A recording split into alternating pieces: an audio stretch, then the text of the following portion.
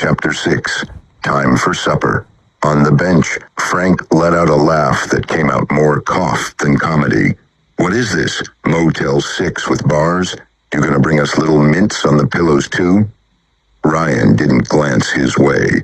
His eyes tracked the cell instead, counting, assessing, then landed on Eric and Cody. Eric and Cody rose.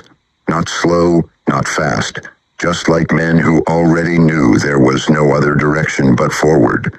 Eric's shoulders rolled once, heavy with fatigue, and they drifted toward the gate.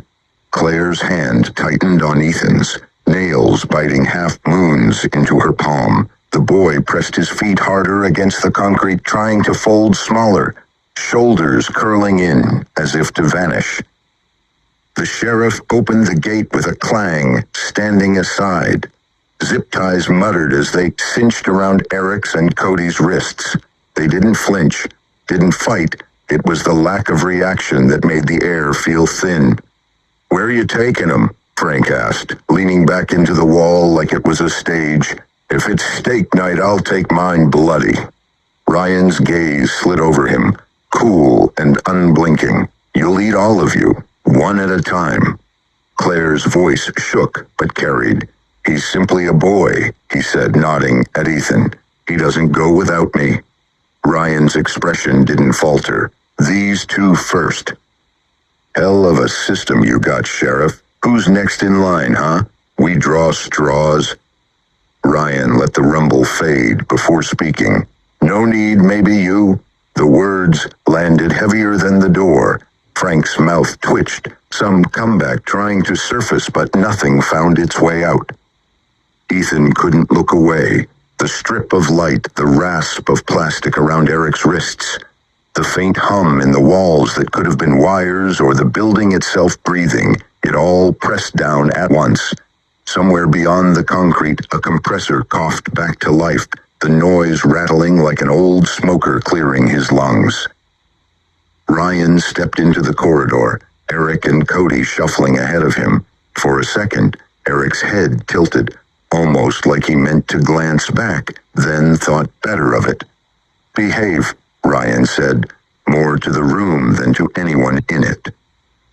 The steel door closed again, gasket sealing with a wet kiss of rubber against metal. The slice of light disappeared. Frank rubbed the bruise under his eye, mouth twisting as if to fish out another wisecrack. Nothing came.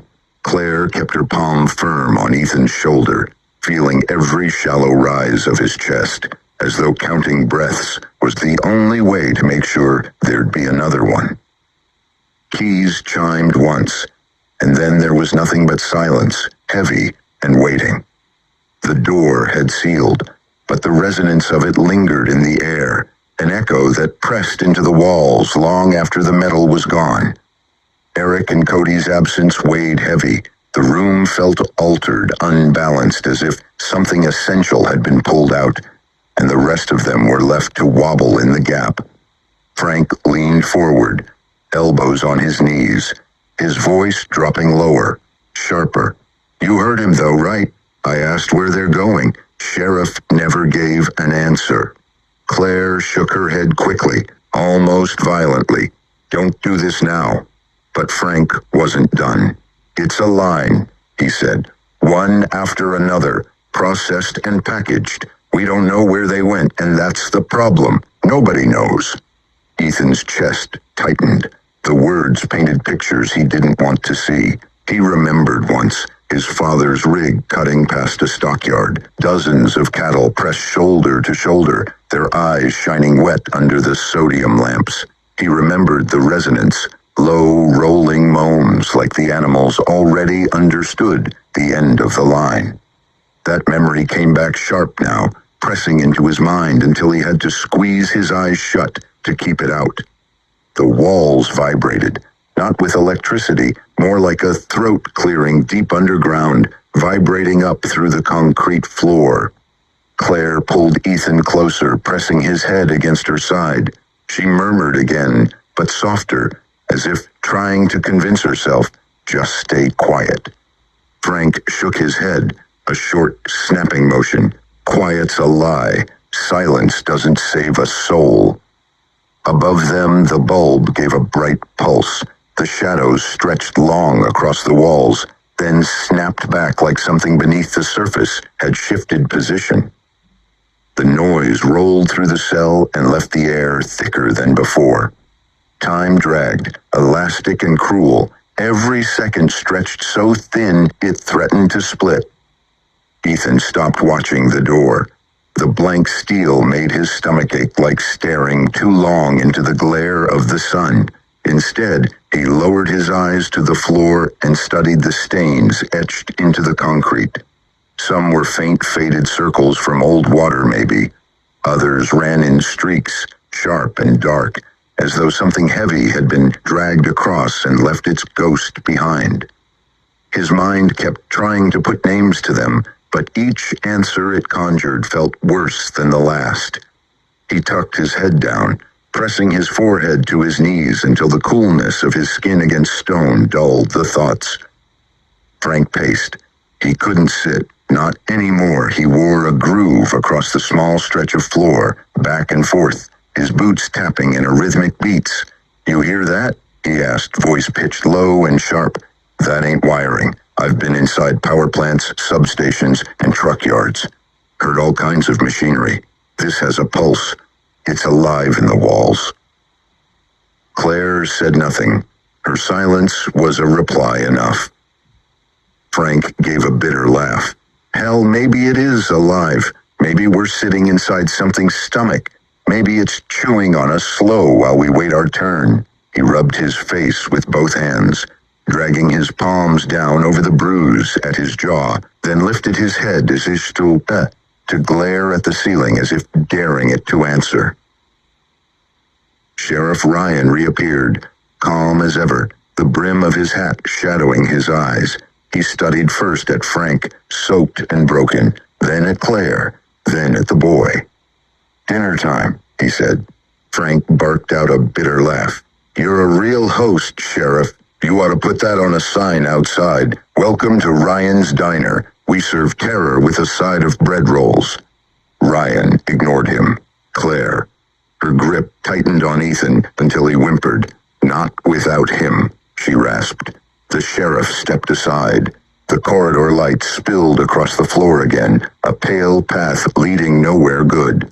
Claire rose slowly, pulling Ethan to his feet. His knees shook so badly he nearly buckled, but she steadied him, whispering something only he could hear. Frank's face twisted, caught between rage and despair.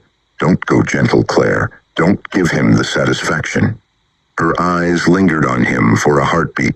Then she guided the boy toward the light. The steel door yawned wider. Sheriff Ryan gestured with a tilt of his head. "After you." Claire led Ethan out, her spine rigid, her hand fused to his shoulder. The light swallowed them. The door sealed again, leaving Frank alone, his laughter gone. This time, the silence had teeth. The corridor stretched long and narrow, its walls the color of old bone. A single strip of light buzzed overhead. Claire held Ethan close, her hand wrapped firm around his shoulder, guiding him forward. The boy stumbled once, bare feet slapping against cold cement, and she steadied him without breaking stride. Sheriff Ryan followed behind at a measured pace, boots clicking, keys brushing faintly at his hip. The air was different out here, drier, heavier, carrying the same acrid tang that had filled the cell when the suited figure entered. Ethan wrinkled his nose, blinking rapidly as if the smell stung his eyes. Claire squeezed his shoulder in warning. "Don't cough, don't show weakness." At the far end of the corridor, a door waited.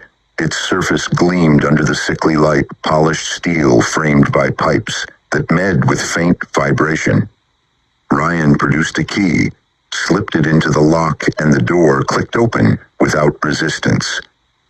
A few minutes later, candles flickered in heavy brass holders, their flames strangely still despite the stagnant air. The Petersons stood behind the table, smiling as though welcoming neighbors into their home. Mrs. Peterson's hair was pinned in tight curls, her dress floral and pressed. Mr. Peterson wore suspenders, his sleeves rolled neatly at the forearms, a watch glinting at his wrist. Both of them smiled at Claire and Ethan with warmth that felt wrong, too polished, too rehearsed. "Welcome, dear," Mrs. Peterson said, her voice lilting, cheerful. "And you brought the boy. Good children need nourishment." Her husband nodded in agreement, resting a hand on the back of one chair. "Nutrition is the key. The brain cannot heal, cannot grow without it. You understand, I'm sure." Claire's throat tightened. She nodded, though her mind screamed not to. "Sit," Mrs. Peterson urged, her hand gesturing toward the nearest chairs. "You must be hungry. The sheriff has been kind enough to fetch you. It would be rude not to accept his hospitality." Ethan hesitated, his small hand clutching Claire's tightly. She guided him forward, forcing his legs to move, forcing his body to comply. The boy climbed into the chair, his eyes darting to every corner of the room, searching for exits, shadows, anything. Claire sat beside him, her chair creaking under her weight. Dishes were laid out already, bowls of steaming potatoes, roasted meat, and bright vegetables arranged like a picture in a magazine. The food smelled rich, heavy, and too good for a place like this.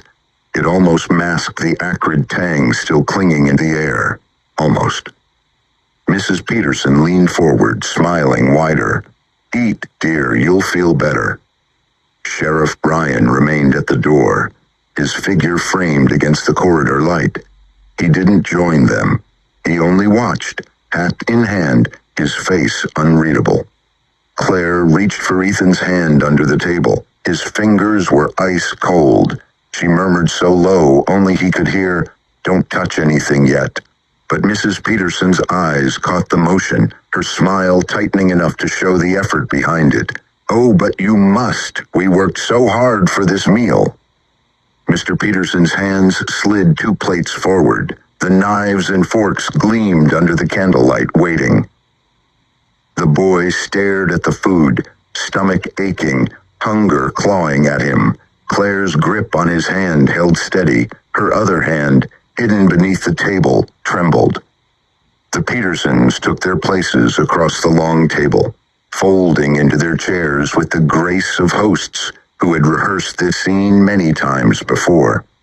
Mrs. Peterson reached for the serving spoon, her hands steady, her smile unwavering, and ladled steaming potatoes onto Claire's plate as though nothing about their surroundings was wrong. "You'll find it hearty," he said, voice soft but insistent. "Simple food, but it gives strength. Strength is needed." Her husband carved into the roast with precise strokes of the knife. The meat fell away in neat slices, juices running bright across the board. He arranged each portion with care, sliding them onto plates and passing them down.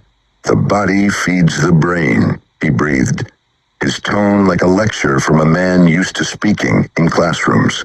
"When the brain has been damaged, when it has been interrupted, it requires fuel to mend. Trauma drains it, but food can restore what's lost."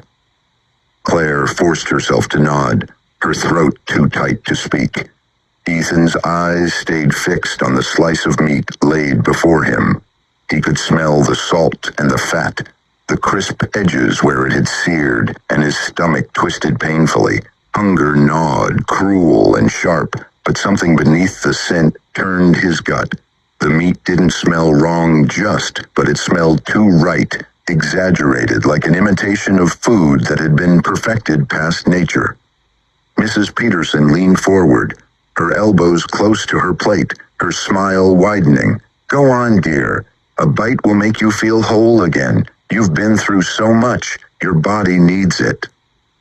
Ethan studied at Claire. Her hand squeezed his under the table. Her lips barely moved, but he caught the words. "Don't." Mr. Peterson poured water from a crystal pitcher into their glasses. The liquid studied clean, clear, and too pristine for pipes that rattled and groaned with age. the candle flames reflected in it, wavering shapes stretching thin. "Hydration is every bit as important," he continued, his voice still carrying that instructional rhythm. "The brain is a sponge. Without water, it shrinks. Without nutrients, it withers. We cannot allow that, can we?" Mrs. Peterson shook her head with fervor, curls bouncing. "No, no, we mustn't allow it. Not after all the sheriff's efforts. He brings them here for us, for this table. It would be wasteful to refuse." Claire's nails pressed crescents into Ethan's palm. She forced a smile, tilting her head politely toward their hosts, though her stomach roiled at every word. Across the room, Sheriff Ryan remained near the doorway, hat balanced in his hand, his expression carved in stone. He didn't eat. He didn't move toward the table. He simply watched, eyes shadowed, as though waiting for something unseen to pass between them. Frank's absence from the table screamed louder than his presence would have. For once, his wisecracks would have been a comfort. Now the silence stretched across the table, thick as tar. Ethan's hunger pulled him closer to the plate. His lips parted, his fork trembled in his hand, but Claire stopped him with another squeeze. She shook her head once, sharply. Mrs. Peterson noticed her smile didn't falter, but her voice slipped into a tighter register. "It is rude not to eat when a meal has been prepared." Mr. Peterson set down his knife, his own smile holding firm. "Food brings order. Order restores the mind. Don't you want to feel better, child?" Ethan stared at the plate. His stomach groaned loud enough for them all to hear. Claire pulled his hand into her lap, her face stiff with resolve. "I think we'll wait," he said. Mrs. Peterson's smile froze on her lips. Her smile hung for a moment too long, stiff and polished, like porcelain about to crack. Then it softened again, as if she'd caught herself in the act of faltering. Her hand drifted towards the centerpiece, a covered dish with a dome of silver that gleamed under the candlelight. "Well," she rasped, her voice lighter now, "perhaps you'd prefer dessert first. Children often do. Sweetness helps the mind relax, yes? It eases fear. It makes the night softer." Ethan's gaze followed her hand, wide-eyed, drawn to the dome as though the shine itself carried weight. His stomach tightened, confused, torn between hunger and dread. Claire pressed her palm against his leg under the table, grounding him, but her eyes stayed locked on the silver lid. Mr. Peterson gave a patient nod. "Sugar has its place. The brain feeds on glucose. It requires energy to spark thought. Dessert is fuel, same as meat. Properly portioned, it is medicine." The sheriff remained by the doorway, hat still tucked in his hand. His gaze hadn't left them once, his figure half shadowed by the light spilling from the hall. He looked less like a man and more like a post driven into the ground, unmoving, immovable, holding the room in place. Mrs. Peterson lifted the dome. Underneath was a pie. Its crust was golden, latticed, sugar dusted across the top in perfect grains, steam still curled from the slits, carrying the scent of cinnamon, apple, and butter. It was the pie Ethan had smelled cooling in windows during long hauls with his father, the kind that made truck stops and diners feel briefly like home. His mouth watered against his will. Claire's hand on his leg tightened. Her eyes didn't leave the pie, but her breath stuttered, shallow and uneven. Something in her knew better than to trust what studied too perfect here. Mrs. Peterson sliced carefully, her knife sinking through the crust with ease.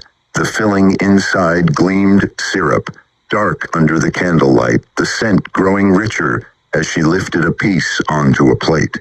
She slid it across the table toward Ethan, her smile bright, unblinking. "Go on, dear," she urged. "Taste it. You'll see the sweetness will settle you. It will mend what fright has broken." Ethan's fork trembled in his hand. He wanted it so badly it hurt, but Claire snatched the utensil from him before he could raise it. No, her voice steady despite the quake in her chest. Mrs. Peterson's smile held, but her eyes cooled, hardening like ice behind glass. You would deny him comfort. You would refuse what has been prepared in good faith? Food isn't comfort here, Claire said. Not from you. The candles danced faintly. The air seemed to thicken, heavy with the mingled scents of roast meat and spiced pie, cloying and suffocating. Mr. Peterson lowered his hands, his watch glinting in the light. His tone remained calm, but the warmth had drained from it. Defiance drains the spirit. Order heals, you must understand that by now. Claire lifted her chin, locking eyes with him. Order doesn't come from forcing people to eat. The silence that followed felt longer than it truly was. Ethan's stomach growled again, loud and sharp, cutting through it. He clenched his hands together, ashamed, afraid, wishing the rumble hadn't betrayed him. Mrs. Peterson leaned closer, her curls trembling faintly. The boy will eat, one way or another. The knife gleamed in her hand, still slick with filling. Mrs. Peterson's smile held for too long, the corners of her mouth trembling before she forced them back into place. The pie between them steamed in slow curls, its syrupy filling bleeding across the white cloth in stains that spread wider and wider. Ethan shrank into his chair, his hands clenched into knots beneath the table. Claire bent toward him, her arm forming a shield. Don't move, she breathed. The sheriff hadn't budged from the doorway. Hat tucked in one hand, his face carved blank. He seemed less like a man and more like a form pinned to the wall, present but refusing to interfere. Mr. Peterson's voice cut through, smooth at first, but sharp at the edges.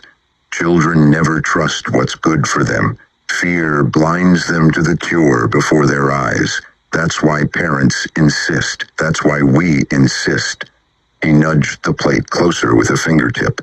His hands were unsettlingly clean. No calluses, no scars, no signs of labor. They studied borrowed, polished like gloves, fitted too perfectly over bone.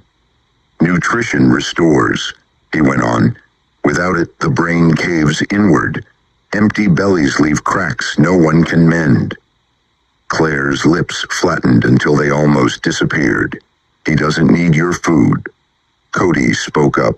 What if this food is poison? Eric looked at Cody. Yeah, what if this is poison? Mrs.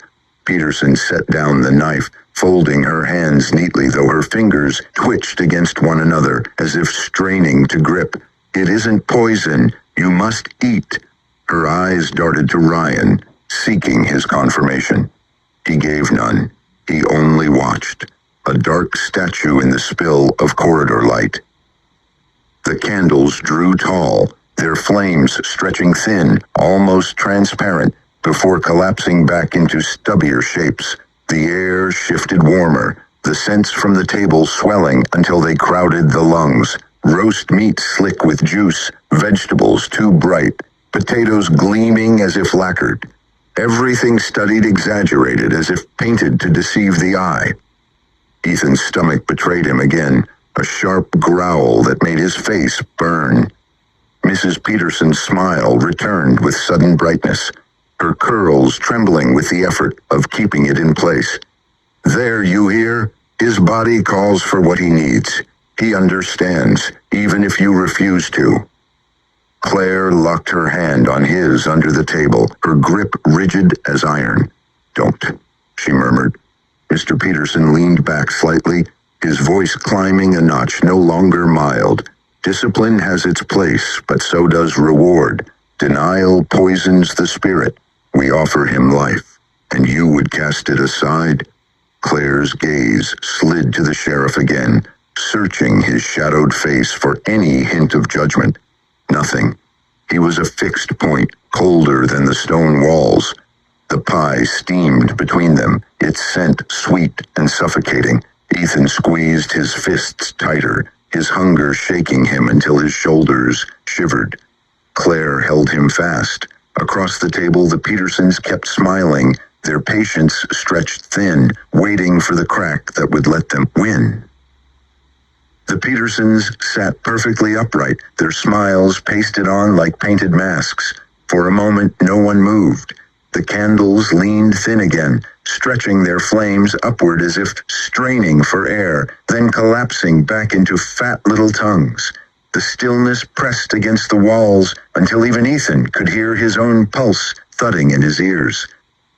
Mrs. Peterson's hands twitched once on the tablecloth before she clasped them tight, hiding the tremor. "Refusal breeds weakness," she breathed, her voice still sugar, sweet but cracking faintly at the edges. "A body denied will betray itself. We cannot have that, not here after the sheriff has delivered you." Her husband's smile warped, lips pulling too wide, the skin at the corners blanching from the stretch. "He is starving," Mr. Peterson said, his voice rising. "We can hear it in his belly. The child's body demands it.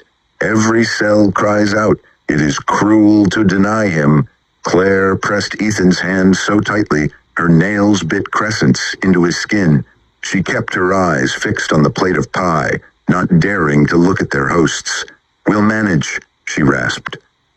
Mrs. Peterson reached for the pie again, her movements jerky now. She sliced another wedge, the knife screeching against the plate with a pitch that scraped Ethan's teeth. The piece landed on a second plate, which she shoved toward Claire with a force that rattled the silverware. "You will eat," she said. Officer Ryan pointed his gun at them all.